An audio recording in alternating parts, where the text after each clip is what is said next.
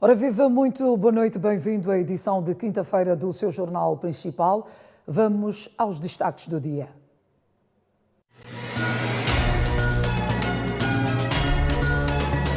Renamo suspeita que dívida do país com a China possa hipotecar desenvolvimento do país, mas Frelimo desvaloriza. Mais de 74 mil alunos interromperam aulas devido aos ataques terroristas em Cabo Delgado. Ordem dos Advogados acusa a polícia de violação dos direitos humanos durante o estado de calamidade em vigor. Demitidos 3 dirigentes públicos por mentir na declaração de património em Zafala.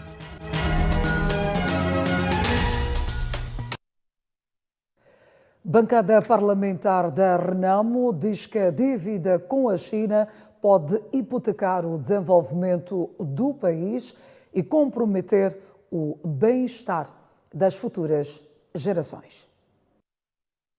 Eu aconselhava, nesta fase, digamos, do ouro da sua idade, portanto, deixa este barco, que este barco vai lhe afundar. Foi com este convite que a Renamo pediu a demissão do Ministro da Economia e Finanças para salvar a sua própria reputação.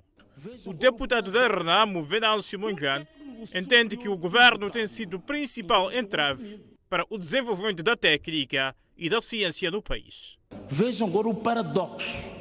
Um técnico superior tributário, 58 mil, mais que o professor catedrático. Quer dizer, estamos numa sociedade em que parece que somos inimigos da formação da técnica e da ciência. Combatemos isso vigorosamente. Neste momento, Sr. Ministro, não sei se tem conhecimento, existem 300 médicos em Moçambique que estão na situação de desemprego. Portanto, este é que é o quadro real do que realmente está a acontecer, que está muito mais complexo, muito mais sério do que a sua comunicação romântica. E lembra que o governo somente recorreu à China para contrair empréstimo como forma de contornar as exigências rigorosas do Banco Mundial e Fundo Monetário Internacional devido à contração sigilosa e fraudulenta das dívidas ocultas. Ainda no início, houve um financiamento para o estudo da construção da barragem de Moamba. Houve um financiamento para transportes públicos de Maputo e Matol. A zona industrial do comércio livre de Nacala. A barragem Moamba Major. Ainda um financiamento adicional para a conclusão das obras do aeroporto de Nacala. O aeroporto de Nacala, que é um grande elefante branco que toda a gente viu as publicidades que se viram na BBC e na CNN. Mas começa a dívida com a China por quê? Porque a China não tem critérios rigorosos de atribuição de financiamentos. Então nós, na verdade, o que fizemos foi uma espécie, fecharam-nos a porta porque fomos indisciplinados nas regras financeiras internacionais, então fomos ao mercado negro financeiro, que é a China. Posição contrária tem a Frelimo, que, através do deputado Momad Juiz, imputa a culpa do retrocesso do desenvolvimento do país aos ataques perpetrados pela junta militar da Renamo e da insurgência no norte do país.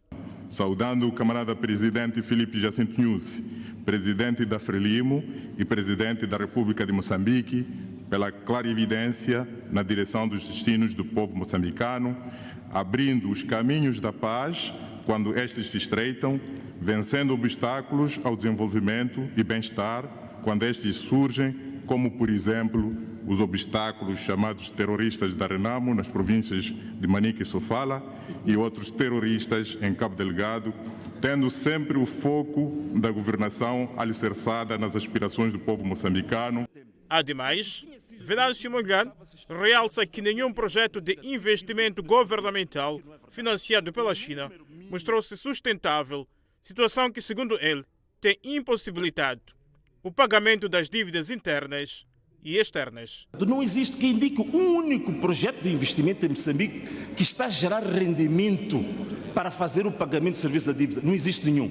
Onde se vai recorrer é sempre ao Orçamento do Estado, que na verdade o que é? Em carga de impostos é o povo moçambicano, nós é que vamos pagar isso. Um exemplo que estava para dar, a ponte de Maputo-Catembe. O que tinha sido dito, estava-se esperançados que a ponte ia receber cerca de 5 mil viaturas por dia, que não é verdade.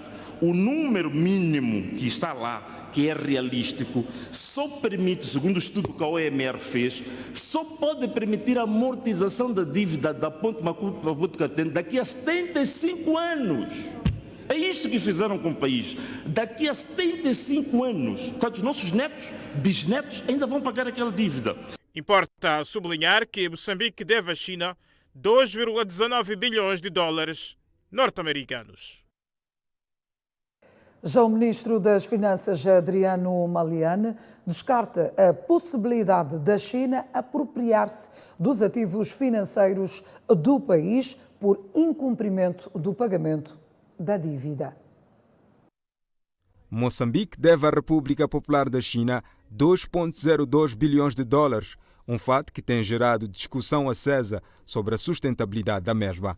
Quando chamado a esclarecer sobre o assunto, o ministro da Economia e Finanças minimizou o alarido. Portanto, não há indícios, pelo menos a nível do governo, não tem informação do governo chinês da intenção de apoderar desses ativos. Portanto, eu penso que era importante esclarecer isso, porque, sendo justa a preocupação, então nós tínhamos que esclarecer também, que é para as pessoas saberem que o governo está a fazer tudo para que aquilo que são projetos, endividados para projeto e não endividados para o consumo. Maliane esclareceu igualmente que o governo alocou 1,97 bilhões de dólares americanos da dívida na construção de infraestruturas e as mesmas servem de amortização do crédito através dos serviços de portagens instalados em alguns pontos. Eu disse que estes 1,7 são essas infraestruturas que estão sendo geridas de forma que haja participação da sociedade, pagando portagens. Portanto, estão criadas condições para, através da portagem, pelo menos comparticipar na amortização da dívida que foi contraída junto à China. Refira-se que o país tem uma dívida pública de 12,37 bilhões de dólares americanos com a China. Por sua vez, a oposição diz que o governo mostrou desconhecer uma vez mais os principais problemas do país, visto que foi bastante evasivo no esclarecimento das perguntas levantadas esta quinta-feira. A Renamo não ficou satisfeita em torno do esclarecimento do governo em relação à dívida externa moçambicana e fala de desrespeito para com os moçambicanos. Mas não foi desta.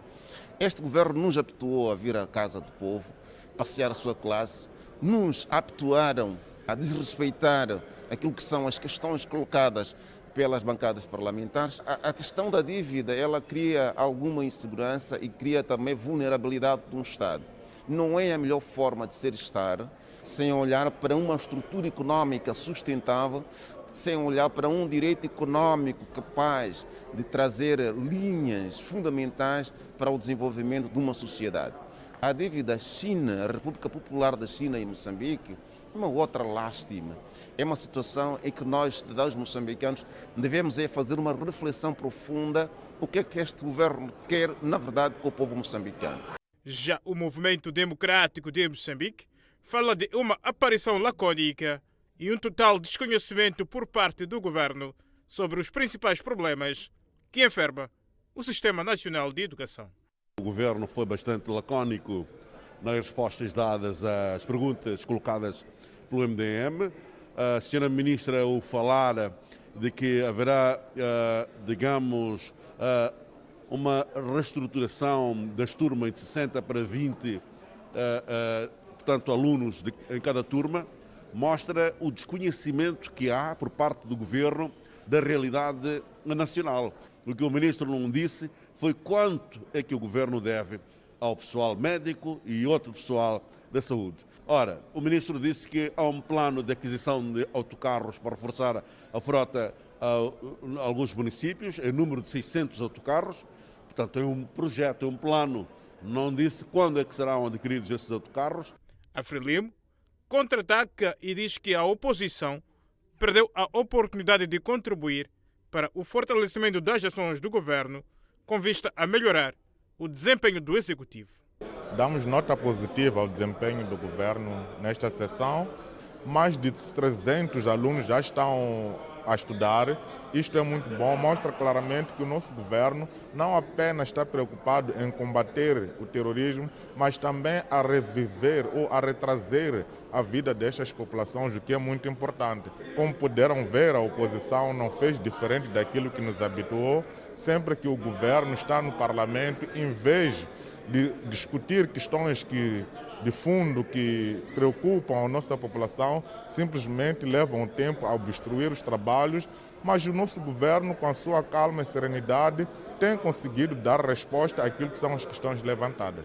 Importa sublinhar que 57 escolas foram destruídas no norte e centro do país devido à insurgência e ataques, sendo 45 escolas em Cabo Delgado e 12 nas províncias de Sofala e Manica.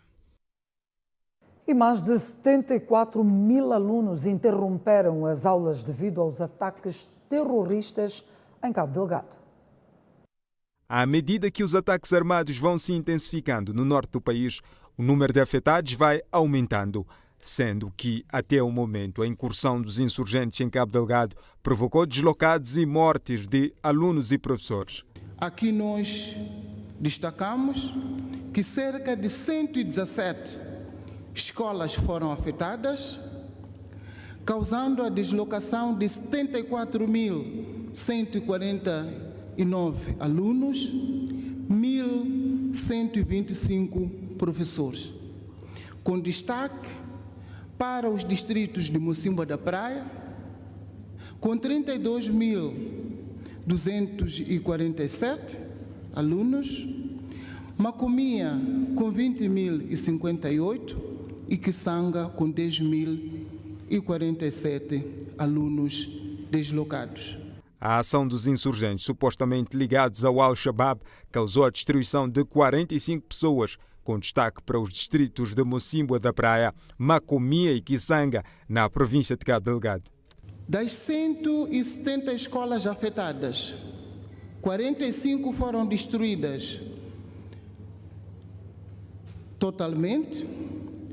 4 serviços distritais de educação, juventude e tecnologia foram também igualmente destruídos nos distritos de Muidumbe, Mocimboa da Praia, Kisanga e Macomia. A ministra da Educação, Carmelita Namachilua, fez saber ainda que os ataques armados protagonizados pela junta militar atingiram 12 escolas na província de Manica. Temos até o momento o registro de assassinato de 6 professores que lecionavam as escolas primárias nos distritos de Muidumbe, Macomia e Nangade. Os dados constam da informação prestada esta quinta-feira ao Parlamento na sessão de perguntas e respostas ao Governo. E a Ordem dos Advogados de Moçambique entende que o Governo não tem condições para resgatar as vítimas dos ataques na província de Cabo Delgado. Segundo o organismo, as vítimas chegam a pagar um determinado valor para chegar às zonas seguras. Crianças, mulheres e idosos continuam na luta pela sobrevivência na província de Cabo Delgado devido aos ataques armados. Segundo organizações defensoras de direitos humanos, o dilema das famílias que abandonam suas casas e pertences torna-se ainda mais complicado por falta de apoio do governo.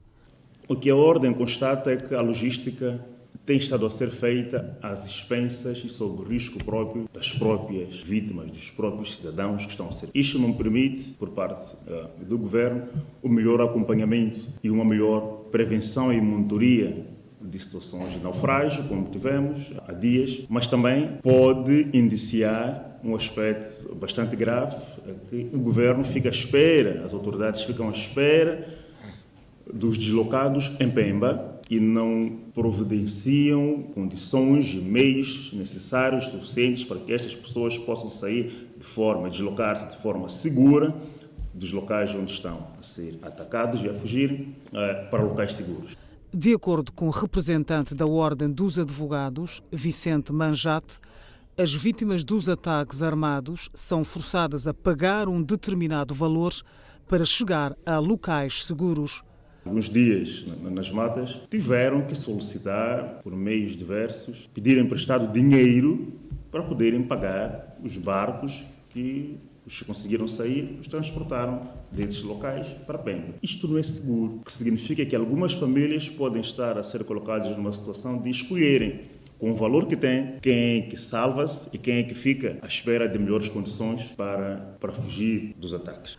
A Ordem dos Advogados entende que é preciso que haja transparência no tratamento do conflito em Cabo Delgado. Conhecemos, não temos recursos suficientes para recorrer a todas as situações que existem. É verdade que, havendo um pouco mais de transparência na informação, havendo um pouco mais de transparência na gestão dos fundos, é possível melhorar-se algumas situações críticas que temos estado a assistir em Cabo Delgado, e é nesse aspecto que a Ordem apela ao Governo a disponibilizar informação. Não é fácil, numa mesma área territorial e autoridades públicas, termos duas ou três informações diferentes sobre o mesmo facto, principalmente no que diz respeito às condições de alojamento dos deslocados internos que nós temos em Cabo Delgado. Isto cria alguma confusão na sociedade e é importante que tenhamos um alinhamento em termos de comunicação e também da disponibilização dos dados reais e atuais. Só nas últimas semanas, mais de 33 mil pessoas abandonaram as suas casas em diferentes aldeias da província devido aos ataques dos insurgentes. Ainda esta quinta-feira, a Ordem dos Advogados afirmou que a polícia é a que mais viola os direitos humanos durante o estado de calamidade em vigor no país. Os 8 meses da vigência do estado de calamidade no país devido à pandemia da Covid-19 têm vindo a ser marcados pelo incumprimento das medidas de prevenção um pouco por todo o país. É neste contexto que, segundo a Ordem dos Advogados, as autoridades policiais têm cometido excessos na tentativa de fazer cumprir a lei. Muitas vezes é mal entendida pela polícia, que tem espancado o cidadão. Tivemos conhecimento este ano que há pessoas que foram assassinadas, há pessoas que foram baleadas na tentativa da polícia gerir a questão da Covid-19. E também temos conhecimento de que vários cidadãos foram arbitrariamente detidos. Então, isto é um problema muito grave. Como é que estamos a gerir esta questão da Covid-19 sem respeitar os direitos fundamentais, sem respeitar os direitos humanos? Então, a Ordem está preocupada com esta situação. Por isso, o que mais nos preocupa ainda, sobretudo na questão da polícia, é que não há informação clara, não há responsabilização daqueles polícias que violam as medidas para a contenção da Covid-19, que violam os direitos humanos, e isto alimenta uma certa impunidade. Temos que aqui refletir como responsabilizar aqueles que têm violado os direitos humanos no âmbito da atuação da polícia. E a Polícia Municipal, que era considerada a mais calma e pacífica, mostrou-se muito mais violenta e abusiva. E mais do que isso, é o surgimento de tendências e ondas de ameaças às pessoas que denunciam essa violência. Um outro aspecto nesta violência tem a ver com a expansão desta violência para a Polícia Municipal, que é um aspecto novo no nosso contexto nacional. A Polícia Municipal era normalmente pacífica, todavia, durante a vigência do estado de emergência e durante esses tempos da pandemia, a Polícia Municipal tende a tornar-se cada vez mais agressiva, abusiva e com índices de violência muito elevados. Na sequência, João Nhampossa, porta-voz da Ordem dos Advogados, refere que a situação torna-se ainda mais complicada porque os prevaricadores continuam impunes. Não há responsabilização daqueles polícias que violam as medidas para a contenção da Covid-19, que violam os direitos humanos, e isto alimenta uma certa impunidade. Temos que aqui refletir como responsabilizar aqueles que têm violado os direitos humanos no âmbito da atuação da polícia. Refira-se que nos últimos tempos, situações de violação dos direitos humanos por parte dos agentes da lei e ordem têm sido reportados de forma recorrente. Seguimos agora com outras notícias. 4 técnicos de farmácia em Niassa estão a contas com as autoridades por roubo e desvio de medicamentos do Sistema Nacional de Saúde. O desvio de medicamentos no país tem ganhado proporções alarmantes, uma situação que preocupa o governo. No concernente ao caso concreto de roubo e incêndio ocorridos no depósito provincial de medicamentos no Niassa, foram recolhidos à prisão 4 técnicos de farmácia e 2 agentes de serviço, um dos quais já foi condenado. Os restantes aguardam julgamento. Paralelamente, foram instruídos processos disciplinares contra o fiel do armazém e os profissionais envolvidos. Foi substituída toda a equipa de depósito provincial de medicamentos e foi também reforçada a segurança no local. Ainda no âmbito das ações concretas para este fenômeno, o MISAL tem realizado frequentemente inspeções e auditorias a toda a cadeia de abastecimento de medicamentos no nosso país. Para combater o fenômeno, o Ministério da Saúde conta com o apoio conjunto do Serviço Nacional de Investigação Criminal, alfândegas e outras autoridades.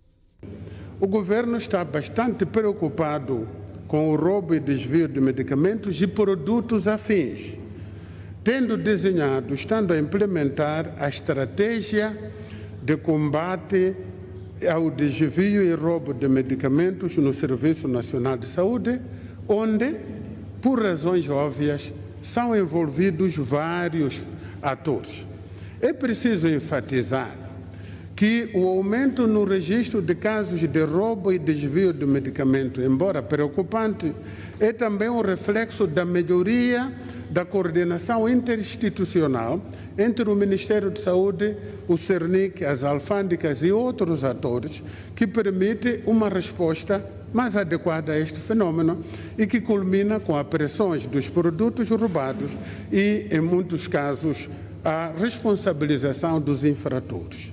Por conseguinte, os cidadãos envolvidos no roubo e desvio de medicamento, incluindo profissionais de saúde, têm sido responsabilizados criminal e disciplinarmente. Refira-se que o roubo de fármacos no setor de saúde registra-se um pouco por todo o país. Rumamos à província de Inhambane, onde foram demitidos 3 dirigentes públicos por mentir na declaração de património em Zavala. A Procuradoria Distrital de Zavala está intransigente em fazer cumprir com a Lei de Propriedade Pública, vigente no país desde 2012. Trata-se de um dispositivo legal que obriga os funcionários públicos com cargo de chefia e direção a declararem o seu património. E 3 servidores públicos deste distrito furtaram de o fazer no período recomendado pela lei. Tendo sido notificados para, em algum momento, corrigir as suas declarações de património, por alguma eventualidade não mencionaram alguns dos aspectos relevantes na declaração de património, foram dados o prazo de 10 dias. E nesse prazo de 10 dias não cumpriram com a correção e, novamente, a entrega da declaração de património à Procuradoria Provincial de Inhambane. E por via disso, foram instaurados os processos contra os dirigentes públicos por crime de desobediência. E em processo sumário, o Tribunal Distrital de Zavala julgou procedente a acusação do Ministério Público. Ou seja, os dirigentes foram condenados a demitirem-se dos cargos. E mais, os visados estão proibidos de ocupar cargos de chefia ou direção por um período de 5 anos. No caso do ex-diretor de educação ao nível do distrito de Zavala, mais conhecido por Teixeira, foi uma das pessoas visadas que foi condenado para uma pena de demissão e inibição de exercício de cargos ou funções durante 5 anos. Também, na mesma ocasião, no mesmo dia do julgamento, foi condenado também a ex-secretária da Secretaria do Posto Administrativo Quicico, a senhora Laura Bié, a uma pena de demissão e inibição de assumir cargos ou função durante 5 anos. Na mesma ocasião, foi condenado um diretor de escola primária e de segundo grau de Nhampalela, aqui ao nível do distrito de Zavala, a mesma modalidade que foi a pena de demissão e inibição de assumir cargos ou funções durante 5 anos. O procurador-chefe distrital de Zavala, Maurílio Souza, diz ser imperioso que os servidores públicos com cargo de chefia e direção de todos os níveis observarem com rigor o cumprimento da lei de propriedade pública para evitar sanções que são severas. A lei de propriedade pública abarca nós todos, desde o presidente da República, incluindo os magistrados judiciais do Ministério Público, até ao chefe da povoação. Ou seja, nós todos fazemos parte desta lei e visa que nós cumprimos com o preenchimento da declaração de patrimônio. E se formos a ver, a lei de propriedade pública é de 2012, que é a lei 16/2012 de 14 de agosto. Já há bastante tempo que alguns funcionários públicos não se dignam a cumprir com o preenchimento da declaração de patrimônio. Os 3 dirigentes públicos que vão ser funcionários simples são os primeiros casos de desobediência à lei de propriedade pública no distrito de Zavala. A Procuradoria Distrital diz que vai continuar a privilegiar palestras sobre o conteúdo do dispositivo legal para evitar que mais dirigentes sejam responsabilizados por desobediência. Governo reduz preços de gasolina, gasóleo e petróleo de iluminação. Através de um comunicado, a Autoridade Reguladora de Energia refere que o reajuste do preço dos combustíveis deve-se à evolução dos preços internacionais e da taxa de câmbio entre o metical e o dólar americano. Entretanto, em resultado da revisão, o litro da gasolina passa de 64,22 para 62,50 meticais e do gasóleo reduz dos atuais 58,95 para 57,45 meticais. Por sua vez, o litro do petróleo de iluminação passa dos atuais 45,24 para 43,24 meticais, enquanto que gás de cozinha mantém o preço inalterado em 58,8 meticais por quilograma, como consequência do uso do mecanismo de subsídio cruzado aplicado pelo governo. Já o preço de gás comprimido reduz de 30,35 para 30 meticais o litro. A empresa mecânica na Matola é acusada de não pagar 9 meses de salário a perto de 2 dezenas de trabalhadores. Feitas as contas, a empresa de sociedade portuguesa deve aproximadamente 300 mil meticais aos seus funcionários. As máquinas não param de roncar e trabalha-se a todo vapor nesta empresa do ramo mecânico. Mas, no final de tudo, o dinheiro que resulta das atividades em curso é injetado numa conta sediada em Portugal. 9 meses a trabalhar sem salário. Não paramos de trabalhar. Se nós paramos é quando há problemas de energia, mas eles depois sempre há dinheiro para pagar energia, pagar despesas da empresa, mas para pagar os trabalhadores, dinheiro sempre não há. Paradoxalmente, quando os trabalhadores exigem o pagamento de salários em atraso, o patronato alega que a conta encontra-se suspensa. Pelo menos diminuir alguns meses. O patrão diz o seguinte: não tenho dinheiro pronto, porque a conta em Moçambique está congelada. Vendeu-se um contentor ali assim. Não sei qual é o valor, mas é um valor que pelo menos terá pago alguns trabalhadores. Só mandaram 50 mil. 50 mil para esta multidão toda, 50 mil. Quanto é que é? Os denunciantes reiteram que mesmo em tempos de crise, a Falual Metalomecânica consegue produzir o suficiente para pagar as despesas da empresa, que inclui os ordenados dos operativos. Este problema não tem algo a ver com o Covid.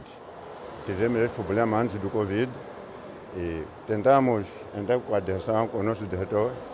Quando pegamos a questão de salário, é desde que trabalhamos, o dinheiro vai a Portugal. Então, os trabalhadores estão aqui assim, estão agastados. Já tentamos por várias vezes, não sei o quê, mas sempre nunca houve aquele entendimento entre as duas partes. O caso já foi canalizado às autoridades judiciais no sentido de encontrar a alternativa de resolver o problema, mas foi água por cima do pato. Levamos o problema para o Ministério do Trabalho na mediação. Da mediação fomos transferidos para o Instituto EPAG, que o caso está no EPAG, mas nem o EPAG, o sucesso ainda está assim. O tribunal diz que temos que chamar. Primeiro fomos à mediação, nos mediadores, chamaram o nosso engenheiro para irmos à mediação e irmos conversar com ele. Ele lá chegou lá, primeiro dia não foi, segundo dia não foi. Quando ele foi para lá, não sei como é que ele fez, disseram que nós tínhamos que esperar, tínhamos que levar o caso para o tribunal. Levamos o caso ao tribunal. Até agora o tribunal ainda não nos deu uma resposta plausível. Estima-se que esta empresa de sociedade portuguesa esteja a dever 119 mil ou 289 mil meticais, uma vez que perto de 2 dezenas de trabalhadores oferem entre 7 e 17 mil meticais. Moradores da Matola Gar denunciam tentativa neste caso de usurpação de campo de futebol recreativo por parte das autoridades do bairro para beneficiar uma unidade militar. Este é o campo de futebol recreativo, onde os moradores deste bairro, sobretudo os mais jovens, vêm praticando atividades desportivas há mais de 4 anos. Só que na manhã desta quinta-feira foram surpreendidos por uma equipa composta pelo chefe do quarteirão, chefe de serviços do Conselho Municipal da Matola e alguns militares a demarcarem o espaço, o que os deixou revoltados. É um campo de futebol que vem servindo a estes jovens já há 4 anos. Hoje o campo está parcelado, não se sabe qual é o objetivo, só que quando da chegada da nossa equipe de reportagem neste local, estavam posicionados militares na companhia das estruturas do bairro. Nós não queremos todo o espaço que nos deixe o campo. O campo só tem 100 metros por 70, estamos a pedir isso só. Nós é que tiramos os picos. Mesmo agora tenho pico embaixo do pé que ainda não saiu. O chefe do quarteirão sabe, veio pessoalmente aqui.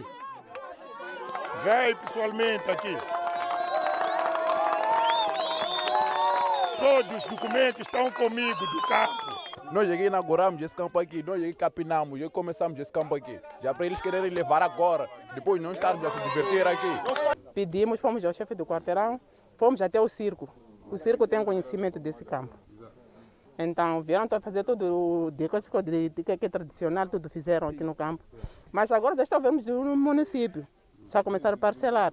Como prova da legitimidade da sua reivindicação, os moradores facultaram-nos um vídeo da data da inauguração do campo, evento dirigido pelo mesmo chefe de quarteirão. Nós optamos em abrir esse espaço. Abrimos, começamos a brincar. O nosso chefe do quarteirão veio e como é que passa? Cerimônias tradicionais do campo. Há 4 anos atrás. Esses tempos estamos a ver o parcelamento dentro do campo. O que significa com isso? Os mesmos consideram que as autoridades estão a agir de má fé. É para eles vender, para conseguir comprar Renex. Se não ficaram ricos quando eram crianças, não é agora que vão ficar ricos. 7 quarteirões a partir de lá de vila, lá na cidade lá. Não temos quarteirão, não temos campo. Jumene não tem campo, todos jogam para aqui. Quando querem jogar é aqui. Então nós pedimos que onde nós vamos. Significa muita coisa. Eu nasci aqui nesse campo, nasci a jogar esse campo, inaugurei esse campo aqui. Já querem levar agora onde eu devo jogar. Entretanto, o chefe de quarteirão, que alega que a entrega do campo nunca foi formalizada e que o espaço em causa pertence ao quartel. Entrou usando e eu chegou de perguntar quem te mandou para você? Vem capinar aqui. Nós queremos campo para discutir, para brincar com a população. Mas não foi feito. Não foi feito nenhum. E agora? Neste momento, até agora. E eles estão a entrar a capinar, fazer jogar aqui, mas não foi o município que decidiu, o quartel que decidiu, nada. Não tem nada aqui. Não tem nada. Até agora o quartel está negado, disse que é para aqui quer fazer as coisas dele aqui. O quartel é que está a reivindicar esse espaço? Exatamente. Essas parcelas são de quem? É do quartel. Qual é o objetivo dessas parcelas? É para isso já não pode dizer isso. Na população não entra, o limite da população é este aqui. Até lá, até eu queria pedir para ter uma limite, mas não consegue. Não consegue, porque a população já entrou dentro do quartel. Veja a seguir as declarações do chefe de quarteirão a quando da inauguração do campo.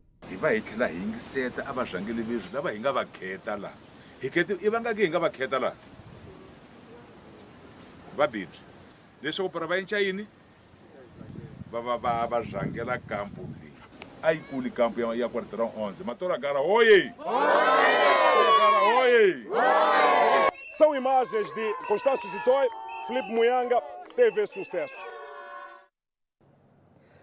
Bancada da Renamo na Assembleia Provincial de Tete acusa os administradores de promover, neste caso, intrigas no seio da população, comprometendo desta forma o seguimento do processo do DDR.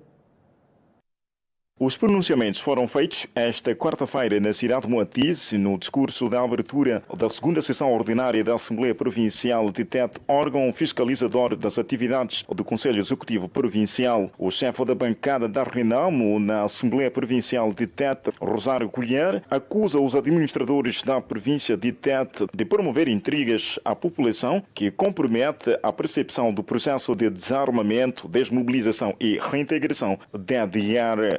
Alguns administradores, com os seus fanáticos sequazes e acólitos distraídos, andam por aí, no lugar de promover políticas de desenvolvimento para o bem-estar das populações, andam a promover intrigas e calúnias, tentando fazer crer às populações que o processo DDR significa o fim da Renamo. Isto é comportamento próprio de tolos sem escrúpulos. O chefe da bancada da Renamo vai mais longe ao afirmar que o plano econômico-social sempre permanecerá sem credibilidade, acima de tudo, de baixo custo. Enquanto continuarmos com o sistema do cabritismo, do espírito deixa andar e de toda uma engenharia de dilapidação dos bens públicos, sob o olhar sereno e impávido de quem tem direito, em suma, de uma corrupção generalizada, o PIB sempre continuará a comportar-se com os índices que nos apresenta. Estou a falar aqui dos planos econômicos sociais. Quer sejam da Assembleia Provincial, quer sejam do Conselho Executivo Provincial, não passarão de desfasadas narrativas, ancoradas em lendas de baixo custo, que em nenhum momento irão se refletir aos orçamentos. Por outro lado, o presidente da Assembleia Provincial de Tete, Adelino Mafunga, disse que os ataques armados que ocorrem nas províncias de Cabo Delgado, Manica e Sofala retraem os esforços do Executivo. A retoma do desarmamento, desmobilização e reintegração dos homens armados da Renamo, constante adequação de estratégias visando moralizar e potenciar as nossas forças de defesa e segurança, de maior capacidade combativa nos teatros de guerra em Cabo Delgado e na zona centro do país. Refere-se que a segunda sessão ordinária da Assembleia Provincial de Tete tem a duração de 3 dias. Vai, dentre vários pontos de agenda, apreciar as propostas do Plano Econômico-Social do Orçamento da Assembleia Provincial para 2021, o Orçamento de Estado referente ao exercício econômico de 2021 do Conselho Executivo Provincial. Mais de 3.000 alunos já têm acesso à água potável para o consumo e higienização das mãos no âmbito da prevenção da Covid-19 na cidade da Machixe. O Conselho Autárquico de Machixe acaba de construir um sistema de abastecimento de água potável na escola secundária Acordes de Lusaka, uma infraestrutura que enche de alegria os alunos e a comunidade escolar. Ademais, este sistema de abastecimento de água vai responder com os objetivos em tempos do novo coronavírus. Antes não tínhamos água para consumo, não era boa a água que já tínhamos cá. Na casa de banho não tinha água para limpeza, para higiene, não tinha. Estava tudo desorganizado, mas agora está tudo bem. Temos água para consumo, para limpeza nas casas de banho e mais. É para resolver o problema mesmo de água, uma vez que estamos na pandemia, usamos mais água, os alunos estão a precisar de usar água. E eu penso que é bem-vindo. Para além disso, beneficia-se também a escola primária do 1º e 2º grau da Machixe. Ao todo, esta infraestrutura vai beneficiar mais de 3.000 alunos da escola secundária Acordes de Lusaka e primária do 1º e 2º graus da Machixe. A Edilidade investiu cerca de 1 milhão de meticais para a construção da infraestrutura. O edil Fernando Bambo diz pretender dar primazia à construção de infraestruturas hídricas nas escolas em tempos da Covid-19. Fizemos a perfuração por debaixo das vias, uma perfuração à pressão para a transferência de uma tubagem para a escola vizinha, a escola primária do 1º e 2º grau da Machixe sede. Então já estão conectadas essas duas escolas usando o mesmo sistema. Colocamos aqui a bomba nova, colocamos esse sistema para alimentar as duas escolas. Também fizemos em coordenação com alguns dos nossos parceiros um furo e um sistema de água EBATO, vamos entregar no dia 24. Temos também em Rumbana, para quem vai a Chucuque, e também para quem vai a 1º de maio, temos mais um sistema na missão, construído pelos nossos parceiros da Igreja Metodista. A inauguração do sistema de abastecimento de água para os alunos foi esta quarta-feira, 18 de novembro, no âmbito da comemoração dos 48 anos da elevação da Machixe à categoria de cidade. Na mesma senda, foi inaugurado e entregue aos vendedores o mercado provisório para comercialização do peixe. Deposição de uma coroa de flores na praça erguida em memória dos heróis moçambicanos e uma exposição de arte e cultura são outras atividades que coloriram esta quarta-feira as festividades da passagem do 48º aniversário da cidade de Machixe. Enquanto isso, o governo de Sofala incentiva camponeses a apostar na tecnologia como forma de garantir maior produção e produtividade. Na província de Sofala, pouco ou quase nada é cultivado durante o ano todo, motivo pelo qual a abundância dos produtos alimentares tem se verificado apenas em períodos específicos de produção de cada uma das culturas, o que tornou o produto escasso no mercado. Estamos a vir do distrito de Xemba e desafiávamos ao distrito de Xemba porque colocaram-nos a preocupação das hortícolas que a esta época são muito caras em Xemba. Um tomate chega a custar 10 meticais, mas nós estamos a vir aqui neste centro e temos aqui uma experiência de produção de hortícolas nesta época. E o distrito vizinho diz que não é possível produzir hortícolas a esta época. É sim possível, desde que seja usada a tecnologia. E aqui deram-nos o exemplo. As hortícolas podem ser produzidas durante todo o ano. O que se deve fazer é, para cada época, ajustar a tecnologia para que a produção e produtividade seja boa. Então, este é um dos locais onde nós temos que treinar para esta nova visão dos nossos técnicos, compreenderem que as hortícolas não dão só na época fria. Ela também pode ser feita na época quente, desde que sejam respeitadas as várias técnicas de produção para esses ambientes específicos. Para inverter o cenário, o governo distrital de Caia, através do Centro de Transferência de Tecnologias, está a ensaiar várias técnicas de produção de baixo custo, apostando, entre outras, em fazer adubo orgânico. Que é um método de transformação de resíduos sólidos em adubo orgânico. Isto é, ajuda a reciclar tudo que é orgânico que está na sociedade, desde resto de cultura a caroços de árvore, resto de madeira, entre outros. Então nós transformamos isso junto com o esterco bovino que está na comunidade. Eu posso dizer que é economicamente sustentável e ecologicamente viável. Fazendo uso de sementes melhorados, adubos e técnicas de produção sustentável, Um hectare, por exemplo, de milho pode render 10 toneladas. No milho nós conseguimos atingir 4 toneladas por hectare. No arroz a média é de 7 toneladas, mas chegamos a atingir aqui, com variedade Monte 114, 10 toneladas por hectare. Para que o sucesso seja da maioria dos camponeses, o Centro de Transferências de Tecnologias de Morraça tem vindo a capacitar estudantes, extensionistas e membros das comunidades. Por hoje é tudo. Resta-me apenas agradecer pela sua companhia. Voltamos a cruzar caminhos à mesma hora. Até lá, bom descanso.